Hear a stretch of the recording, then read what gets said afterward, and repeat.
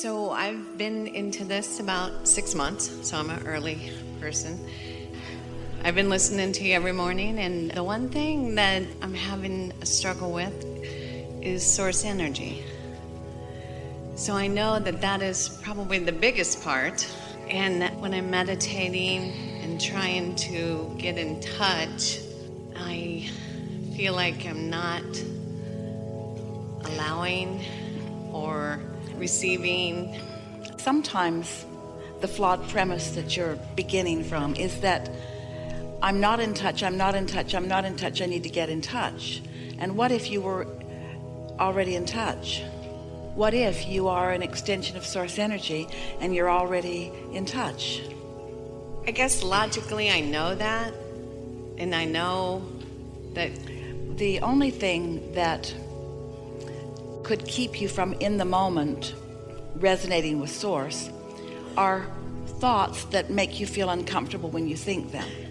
So if you've had a difficult moment, if there's something going on and your head is full of it, then sometimes it's hard to release those thoughts and allow that sort of neutral place, that non-resistant place where you can begin to perceive source. Because you see, it's not about you connecting with source, you're already connected. It's about you perceiving that you're connected. It's only your perception of your alignment that's ever in question, because the alignment is always there. The source energy is flowing through you. Every cell of your body is a recipient of it. So you are already in connection with source. But sometimes you think thoughts, sometimes people think thoughts of unworthiness, which doesn't let them realize it. Or sometimes they're mad at somebody, which doesn't let them realize it. And it's the reason that we teach quieting your mind. So as you find something to focus upon that isn't much to think about, but distracts you from things you were thinking about, then it's easier for you to perceive your alignment with source. It's just about you realizing it. And really, when you're in the mode of appreciation, you're letting it flow. That feelings of passion, that's really connection to source. And we've been saying to our friends for a while, we would rather see you in a state of appreciation than in a state of meditation, because both hold no resistance and both are in alignment with source. It's just that when you are in appreciation, you're thinking thoughts, you're thinking source-light thoughts, you see. So meditation is a wonderful tool to release resistance. But like all tools, it works better if there's not a lot of resistance to release to begin with. If you get yourself all balled up about something and really worried about something, as a last-ditch effort you sit to meditate, you're not going to be able to quiet your mind, because law of attraction is going to take you there and there and there and there and there, and then you're going to say, source must be out to lunch because source didn't come and get me. Well, it isn't that source was right there for you. You just weren't ready to perceive. And so let's use the word perceive and receive interchangeably for a little while. Your perception and your reception is sort of the same thing. So you can give yourself some advantages by meditating earlier in the day before your thoughts get moving against you, so to speak. Or stay there long enough, applying some effective tools until you are sure that you get there, and then enjoy it. Just enjoy the milking of the sensation of connection. As we've watched so many of you, we've noticed that what works most for most of you is to find something to focus your mind upon. It can be something you're looking at. Sometimes people dangle crystals that are sort of shimmering in the light, and they just focus upon the variety of that. Sometimes people light a candle and they just watch the flame. It sort of just slows your mind down. Esther likes to isolate a sound in a room. And in this room, you could focus upon the wind you can hear coming from the air conditioner. Can you hear that wind? You just focus on that wind. You have to focus on it because there's other things going on, like us talking, someone coughing. There are other things that could distract you.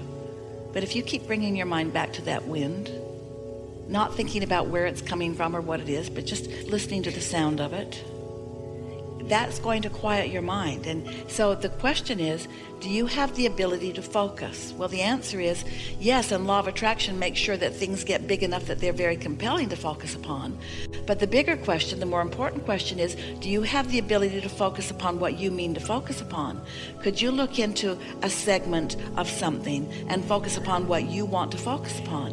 And that's what the value of meditation is. It teaches you focus. You're not going to find that feeling of connection with Source without focusing yourself into it, because most environments are not conducive to that. Most environments have enough unwanted things present in them. You see what we're getting at? It's a very unusual time that any of you could be conditional enough in your life that you could find a point in time or a place in time where everything that you looked at was so perfect that you could just look around and find harmony with Source. You focus yourself into your perception of Source by finding really subtle vibrations. Because sometimes you go too hard into what you want. Sometimes people use meditation to sort of affirm what they want, and without even meaning to, they go over here too far to something that they want that hasn't manifested yet, that they're not ready for, and then they don't let what they are ready for happen. But what you are already, without exception, what you are all ready for is to quiet your mind and allow Source to be within you unrestricted. There is not one of you who is not ready for that, you see. So it's just about non-thought. Esther started by counting her breaths, not even keeping count of them so much as noticing this one's out, this one's in, this one's out, this one's in. It's really boring. This one's out, this one's in, this one's out, this one's in. Still boring. This one's out, this one's in. But after a little while, this one was delicious, and this one was delicious, and this one was satisfying, and so was this one. And then she felt detached. And she knew she was detached because her whole body felt numb. Sort of in the chair but not in the chair, touching the chair but not feeling the chair. A very clear distinction between her toe and her nose, but she couldn't tell it because she was only focused upon in and out, in and out. Not even about lungs, not even about air. In other words, after a little while, it was just all vague. There was just no attention to anything. And when there's no attention to anything, then you are in pure concert with your Source. Now, you do that for a little while every day. And what will happen is you'll find that alignment, and then, before you know it, you'll think a thought that Source is thinking. That happened to Esther for a while, and she thought those were her thoughts. They sounded a lot like her. And so then she would just go back and breathe more and more and more and more. So we really appreciate your request for this, because it is the sure way to release resistance. So we say release resistance, and then once you release resistance, what that really means is you've stopped momentum. You've stopped any contradictory, resistant momentum. Of course, you cannot stop the momentum of your Source. So in stopping resistant momentum, you've allowed the momentum of love. You've allowed the momentum of your inner being's attention and appreciation of you. You've allowed your inner being's appreciation of you, which translates into your own feeling of worthiness. You've allowed calmness. You're just allowing well-being, you see. And then off you go. Instead of forcing it. I think sometimes I try to force it. Think about that in light of what we've already been talking about. You've got some idea of what you want to achieve and why you want to achieve it. So you're looking for it and not finding it, and then you're messing up the readiness for what you're ready for. Esther sat here this morning for a little while. She came a little early and she could hear you in the room. And she was reaching for a sound that she could focus on. And she said to herself, I think I'll just focus upon this sound of joy. Because you were noisy and laughing. You were laughing and obnoxious. It sounded like music, you see. And so she wasn't looking for silence. She was just looking for something good feeling to focus upon. Yeah, that's the answer. Always the answer. Ready to be ready. And so that is the ultimate getting ready to be ready. Because if you will spend a few minutes in the morning, 15 is enough, and it might take you 14 to get there.